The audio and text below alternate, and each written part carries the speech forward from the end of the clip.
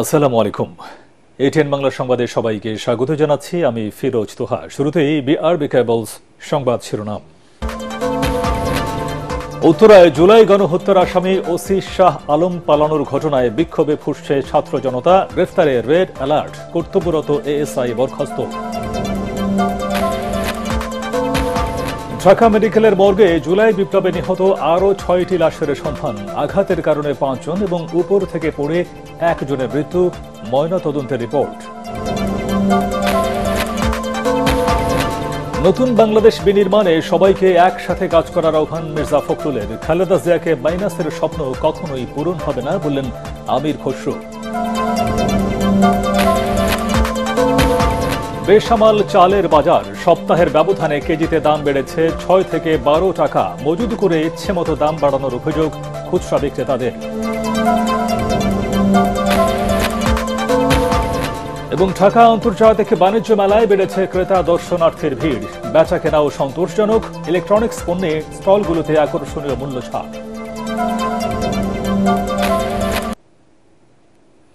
শুনছিলেন BRB cables সংবাদ শিরোনাম। এবারে বিস্তারিত।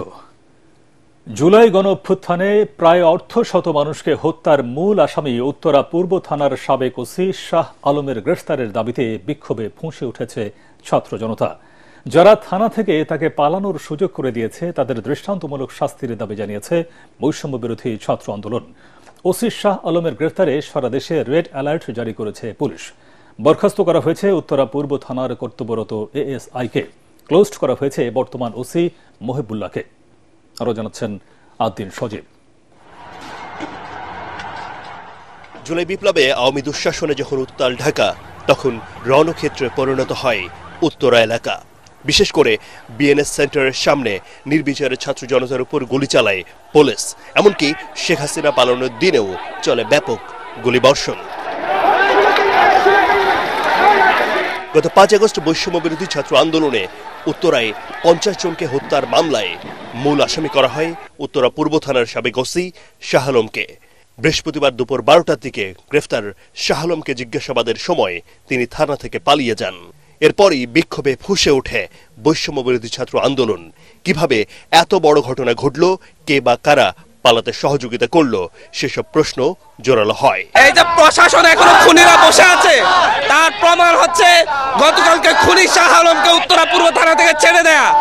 আমরা অতি দ্রুত উত্তরা পূর্ব থানার যে প্রশাসনিক কর্মকর্তাগুলো আছে প্রত্যেককে ক্লোজ করে উচ্চতর তদন্তের মাধ্যমে তাদের বিরুদ্ধে ব্যবস্থা নেওয়ার জন্য আহ্বান জানাচ্ছি। জুম্মা বিএনএস সেন্টারের সামনে বিক্ষোভ করেন ছাত্র নাগরিকরা। এরপর সাবেক ওসিকে পালানোর সুযোগ করে দেওয়ার প্রতিবাদে মিছিল করে তারা। বর্তমান ওসি সহ সিনিয়র কর্মকর্তাদের ভূমিকা নিয়েও প্রশ্ন ওঠে।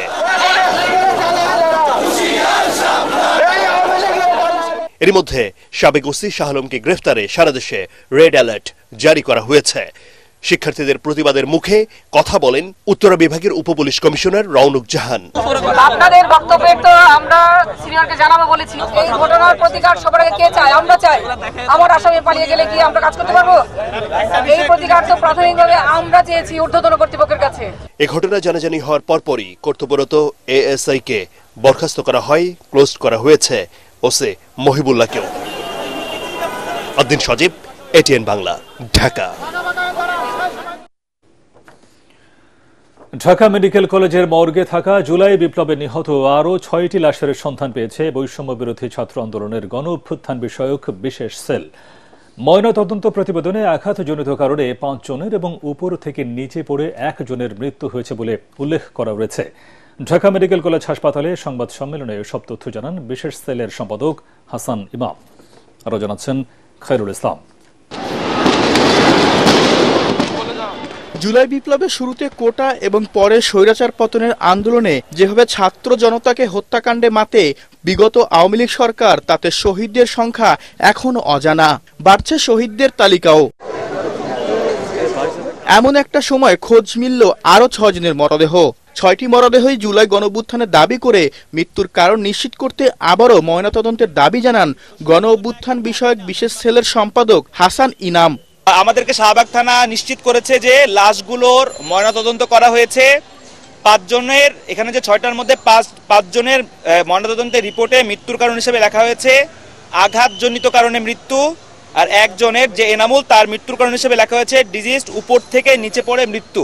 মরদেহগুলো পরিবারের কাছে পৌঁছে দিতে বিশেষ সেল কাজ করছে বলে জানিয়ে তিনি বলেন, ইতিমধ্যে মৃতদেহগুলোর ডিএনএ ও মৃতদেহের পরিহিত আলামত সংগ্রহ করা হয়েছে। যত দ্রুত সম্ভব আমরা যেন এটা মিডিয়ার মাধ্যমে এবং আমাদের বিভিন্ন চ্যানেলের মাধ্যমে এটা প্রচার করি। এই যারা ফ্যামিলি এখনো খুঁজে পায়নি, বিভিন্ন যারা মনে করছে গুম হয়েছে বা গণকবরে চলে গেছে, এরা যেন একটু আসে এবং লাশগুলো দেখে।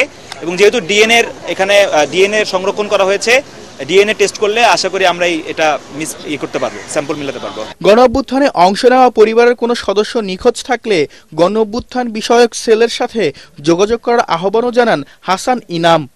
আমাদের সেলের এই লাশ বিষয়ক যোগাযোগের নাম্বার 01621324187। খায়রুল ইসলাম, এটিএন বাংলা, ঢাকা। নতুন বাংলাদেশ বিনির্মাণে সবাইকে একসাথে কাজ করার আহ্বান জানিয়েছেন বিএনপি মহাসচিব মির্জা ফখরুল ইসলাম আলমগীর। খালেদা জিয়ার বিদেশ যাত্রাকে কেন্দ্র করে যারা -2 ফর্মুলা বাস্তবায়নের স্বপ্ন দেখছে, তাদের সেই আশা কখনোই পূরণ হবে না বলে জানিয়েছেন বিএনপির স্থায়ী কমিটির সদস্য আমির খসরু মাহমুদ চৌধুরী। আরেক নেতা নজরুল ইসলাম খান বলেছেন, গণতন্ত্র প্রতিষ্ঠার সংগ্রামে জামায়াতের সাথে বিএনপির দূরত্ব নেই। কামরুজ্জামান রাজীবের রিপোর্ট। তরুণদের মাঠমুখী করার লক্ষ্য নিয়ে জিয়া আন্তঃথানা ফুটবল টুর্নামেন্টের আয়োজক ঢাকা মহানগর উত্তর বিএনপি।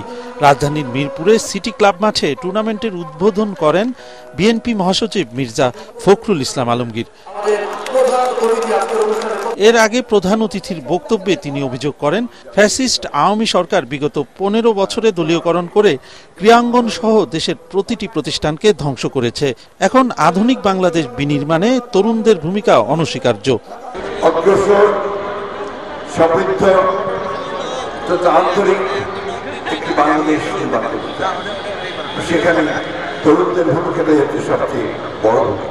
আসুন আমরা আমাদের ভাবতে চাই তারেক রহমান সাহেবের যে স্বপ্ন, সেই স্বপ্নকে বাস্তবায়িত করার জন্য আমরা বাংলাদেশ নির্মাণের জন্য আমরা সবাই একসাথে একযোগে কাজ করি। এদিকে 15 বছর পর দেশে ফেরা যুক্তরাষ্ট্র বিএনপির নেতাকর্মীদের নিয়ে দলের প্রতিষ্ঠাতা জিয়াউর রহমানের সমাধিতে শ্রদ্ধা জানান আমির খসরু মাহমুদ চৌধুরী। পরে সাংবাদিকদের প্রশ্নের জবাবে তিনি জানান, বিরাজনীতিকরণের মন গড়া তত্ত্বে বিএনপিকে নিশ্চিহ্ন করা যাবে না। ত্যাগের মধ্য দিয়ে বিএনপি এখন আগের চেয়ে অনেক শক্তিশালী। -2 কথা যারা বলে, এগুলো তাদের অনেকে বলে না উইশফুল থিঙ্কিং, ইংরেজিতে বলে না, আশা আর কি। ওই আশা জীবনে পূরণ হবে না। ওইটা এরশাদ পারে না, ওইটা 111 পারে নাই। আর এখন তো বিএনপি আজকে তার চেয়ে অনেক বেশি শক্তিশালী দল। বিএনপি ত্যাগ করে একটি পরিণত শক্তিশালী দল, সবচেয়ে শক্তিশালী দলে পরিণত হয়েছে আজকে বাংলাদেশ। সুতরাং ওই সমস্ত মন গড়া কথা বলার, ওগুলোর উত্তর দেওয়ার আমি কোনো প্রয়োজনীয়তা মনে করি না। অন্যদিকে দলীয় চেয়ারপারসনের গুলশান কার্যালয়ে জাতীয়তাবাদী সমমনা জোটের সাথে বিএনপির লিয়াজো কমিটির বৈঠক শেষে নজরুল ইসলাম খান জানান, নীতিগতভাবে জামাতের সাথে তেমন কোনো দূরত্ব নেই বিএনপির। দূরত্বর কিছু নাই। তারাও গণতন্ত্র চায়, তারাও নির্বাচন চায়, তারাও মানুষের অধিকারের কথা বলে, আমরাও বলি। কিন্তু যদি কেউ কখনো বলে আর কি যে শুধু তারা দেশপ্রেমিক, তাহলে তো আমাদের কষ্ট লাগবেই। আমরা আশা করবো যে এরকম কথা কেউ না বলুক। যে যুগপৎ আন্দোলনে আমাদের সব কর্মসূচি আর জামাতের সব কর্মসূচি একরকম ছিল না, কিন্তু তারা আন্দোলনে ছিলেন। নিশ্চয়ই আমরা আশা করবো আর কি যে আগামী দিনে গণতন্ত্র পুনঃপ্রতিষ্ঠার আন্দোলনে সবাই আমরা থাকবো, তারাও থাকবে। এ সময় গণতন্ত্র প্রতিষ্ঠা না হওয়া পর্যন্ত আন্দোলনে থাকার অঙ্গীকার ব্যক্ত করেন সমমনা জোটের নেতারা। কামরুজ্জামান রাজীব, এটিএন বাংলা, ঢাকা। যুক্তরাজ্যের দ্য লন্ডন ক্লিনিক নামের হাসপাতালে চিকিৎসাধীন বিএনপি চেয়ারপারসন বেগম খালেদা জিয়ার স্বাস্থ্যের বিভিন্ন পরীক্ষা নিরীক্ষা শুরু হয়েছে। ইতিমধ্যে রক্ত ও ডায়াবেটিস পরীক্ষা করা হয়েছে। ওই হাসপাতালের অধ্যাপক জন প্যাট্রিক কেনেডির অধীনে লিভার, কিডনি ও হৃদরোগ বিশেষজ্ঞ চিকিৎসকরা খালেদা জিয়ার স্বাস্থ্যের প্রাথমিক কিছু পরীক্ষার রিপোর্ট পর্যালোচনা করেছেন। খালেদা জিয়ার ব্যক্তিগত চিকিৎসক AZM জাহিদ হোসেন জানান, বেশ কিছু টেস্ট করা হয়েছে। ডাক্তারদের পরামর্শে দ্রুত চিকিৎসা শুরু হবে। এ সময় খালেদা জিয়ার আরোগ্য লাভে দেশবাসীর কাছে দোয়া চান তিনি। এর আগে স্থানীয় সময় বুধবার এয়ার অ্যাম্বুলেন্সে লন্ডনের হিথ্রো বিমানবন্দরে পৌঁছান সাবেক এই প্রধানমন্ত্রী। ওনাকে কার্ডিও বিশেষজ্ঞ চিকিৎসকরা ওনার স্বাস্থ্য পরীক্ষা করেছেন এবং অ্যাকর্ডিংলি ওনার স্বাস্থ্য পরীক্ষার কিছু নিরীক্ষা করার জন্য অ্যাডভাইস করেছেন। সে অনুযায়ী কিছু পরীক্ষা নিরীক্ষা শুরু হচ্ছে এবং আমরা আশা করছি হয়তো কালকে পরশুর মধ্যেই ওনাদের পরীক্ষা নিরীক্ষার পর্ব যেটি আছে সেটি ইনশাআল্লাহ সমাপ্ত হবে। পরবর্তী চিকিৎসা পদ্ধতি কি ধরনের হবে সে ব্যাপারে ওনারা সিদ্ধান্ত জানাবেন এবং সে অনুযায়ী ওনারা সুপারিশ করবেন।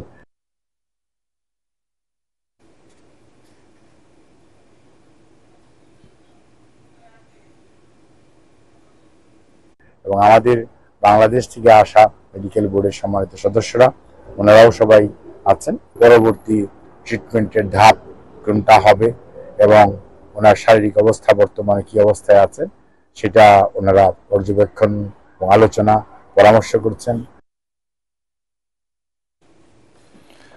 দুর্নীতির দায় নিয়ে পদত্যাগ করতে পারেন যুক্তরাজ্যের অর্থনীতি বিষয়ক মন্ত্রী ও বঙ্গবন্ধুর নাতনি টিউলিপ সিদ্দিক। বিভিন্ন সূত্রে জানা গেছে তার পদে বিকল্প বিবেচনা করছে যুক্তরাজ্য সরকার। এর মধ্যে টিউলিপের পদের জন্য গণমাধ্যমে উঠে এসেছে অনেকের নাম।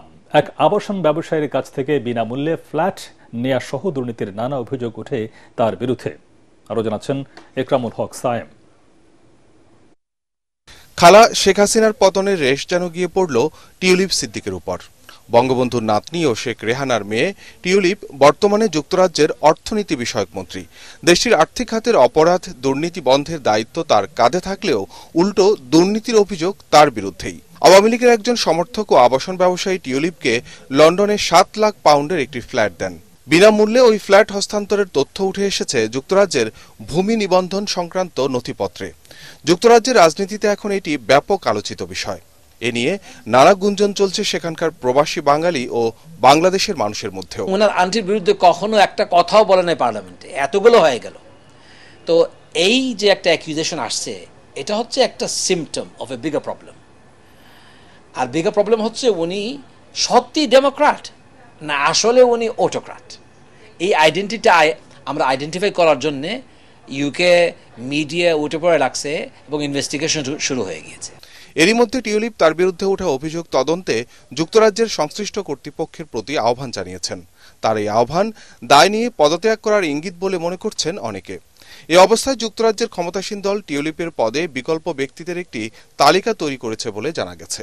দুটা পথ আছে। একটা হলো সে যদি এখন স্বইচ্ছায় রিজাইন দেয়, চলে বলে যে আমি মিস্টেক করে ফেলছি, আমি রিজাইন দিচ্ছি এই পজিশন থেকে, এটা হতে পারে একটা পথ।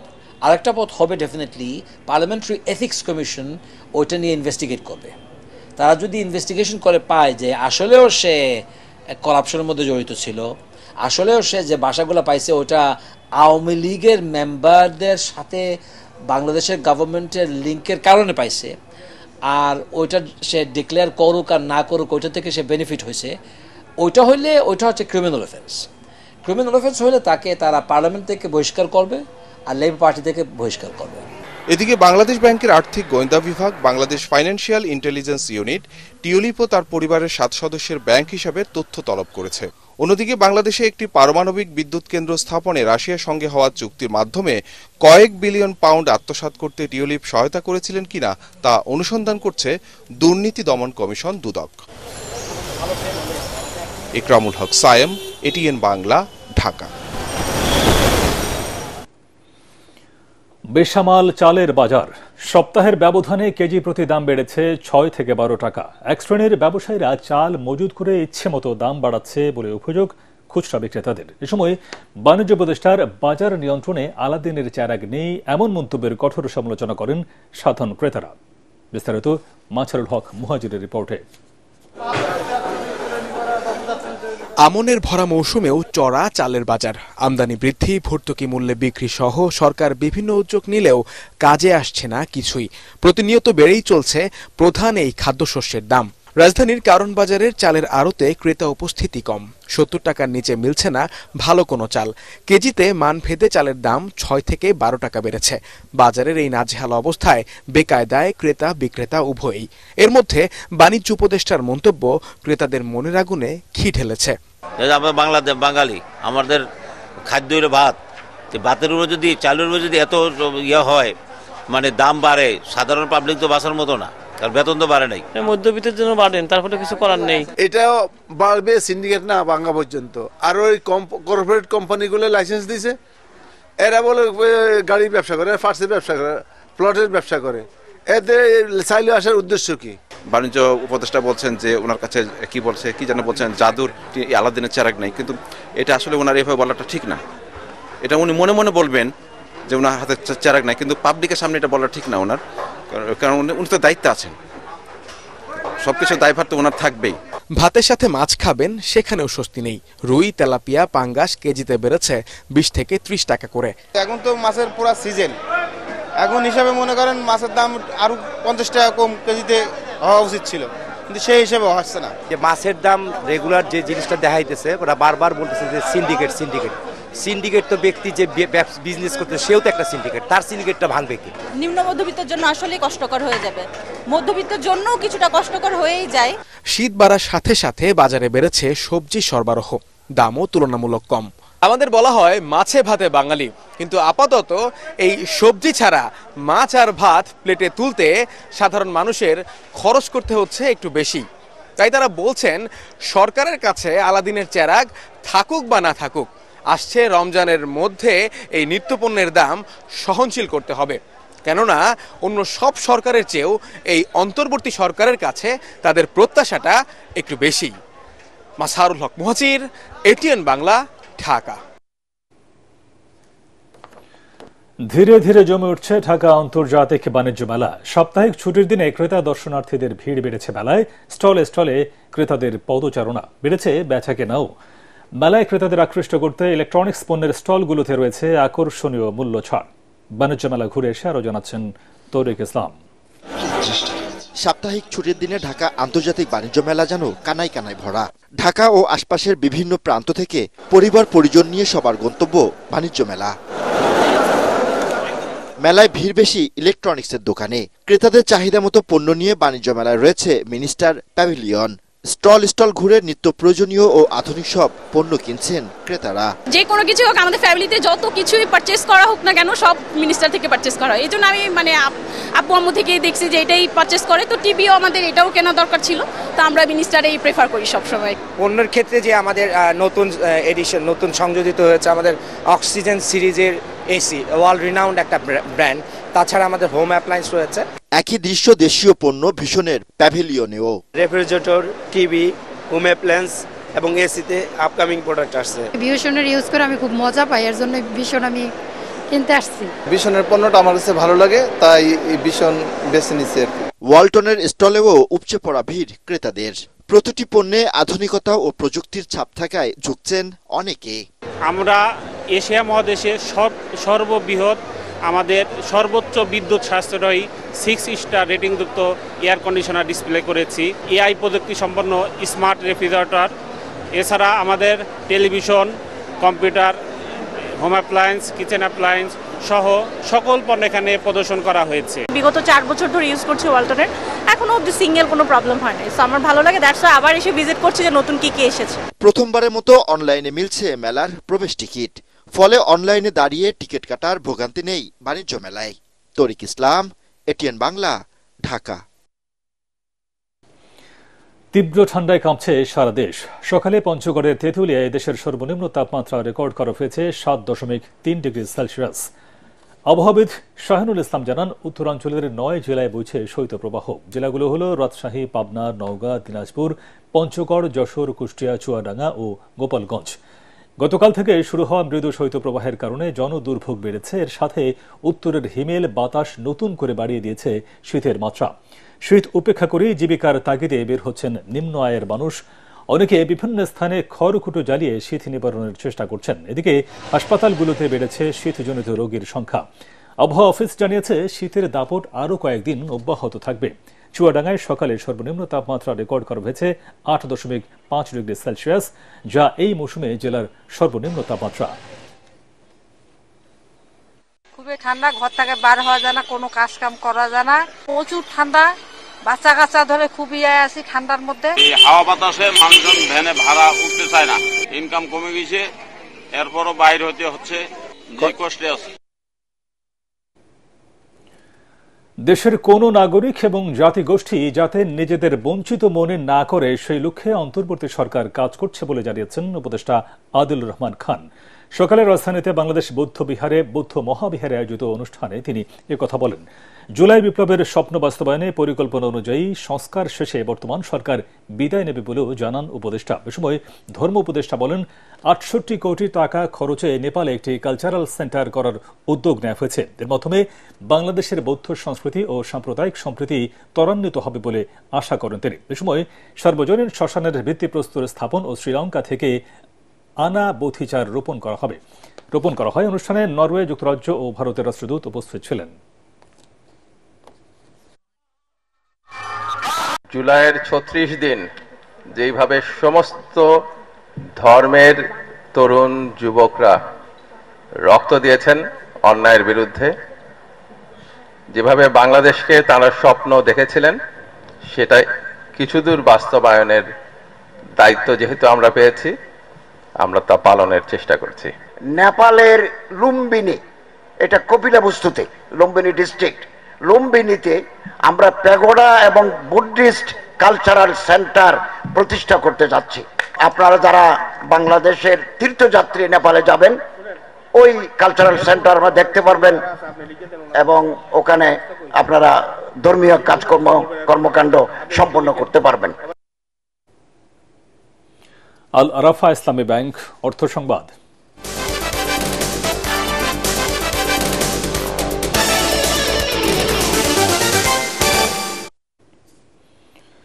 চাঁদপুরে মেঘনা নদীতে দেখা মিলছে না ইলিশের। জেলার মৎস্য অবতরণ কেন্দ্রে মাছের আমদানি খুবই কম, এতে হতাশ ক্রেতা ও বিক্রেতারা। অলস সময় পার করছেন অধিকাংশ ব্যবসায়ী ও শ্রমিকরা। এদিকে আমদানি কম থাকায় দাম চলে গেছে নাগালের বাইরে। ৫ থেকে ৬০০ গ্রাম ওজনের প্রতি কেজি ইলিশ বিক্রি হচ্ছে ১৮০০ টাকায়। ৮ থেকে ৯০০ গ্রামের মাছ ২,২০০ আর ১ কেজি ওজনের মাছ কেজি প্রতি বিক্রি হচ্ছে প্রায় ৩,০০০ টাকায়।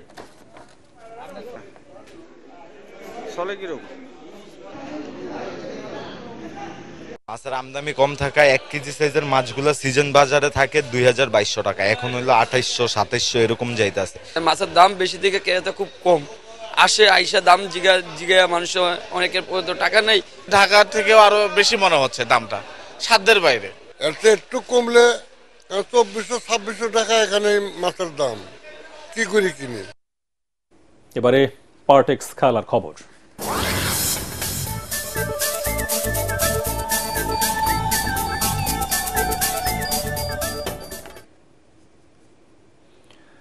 সিলেটে খুলনা টাইগার্সকে ২৮ রানে হারিয়ে বিপিএল এ দ্বিতীয় জয় পেয়েছে দুর্বার রাজশাহী। সিলেট আন্তর্জাতিক ক্রিকেট স্টেডিয়ামে টস হেরে ব্যাটিংয়ে নেমে ৫ উইকেটে ১৭৮ রানের চ্যালেঞ্জিং স্কোর পায় রাজশাহী। ৬৭ রানে ৪ উইকেট হারিয়ে এক পর্যায়ে বিপদে পড়ে তারা। এরপর ইয়াসির আলীর ২৫ বলে ৪১ আর রায়ান বার্লের ২৯ বলে ৪৮ রানের ঝড়ে বড় সংগ্রহ পায় এনামুল হক বিজয়ের দল। জবাবে বলের সঙ্গে পাল্লা দিয়ে রান তুলতে পারেনি খুলনার ব্যাটাররা। তাতে ১৯ ওভার ৩ বলে ১৫০ রানে থামে মেহেদী হাসান মিরাজের দলের ইনিংস। সর্বোচ্চ ৩৩ রান আসে আফিফ হোসেনের ব্যাটে।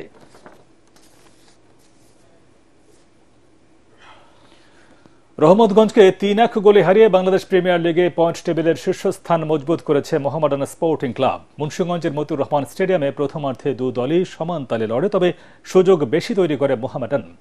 যদিও প্রতিপক্ষের গোলরক্ষক আহসান হাবিব হতাশ করেন সাদা কালো শিবিরকে, তবে ম্যাচের ৪৫ মিনিটে সব প্রতিরোধ ভেঙে মোহামেডানকে এগিয়ে নেন রাজু আহমেদ জিসান। এরপর ৬৪ মিনিটে ব্যবধান বাড়ান সোলেমান দিয়াবাতে, আর ৬৯ মিনিটে তৃতীয় গোল করেন এমানুয়েল সানডে। রহমতগঞ্জের হয়ে ১ গোল শোধ দেন স্যামুয়েল বোয়েটাং। এই জয়ে দ্বিতীয় স্থানে থাকা রহমতগঞ্জের চেয়ে ৬ পয়েন্টে এগিয়ে গেছে মতিঝিল পাড়ার ক্লাবটি।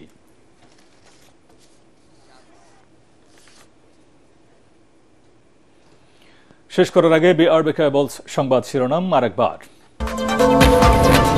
উত্তরায় জুলাই গণহত্যার আসামি ওসি শাহ আলম পালানোর ঘটনায় বিক্ষোভে ফুঁসছে ছাত্র জনতা। গ্রেফতারে রেড অ্যালার্ট, কর্তব্যরত এএসআই বরখাস্ত।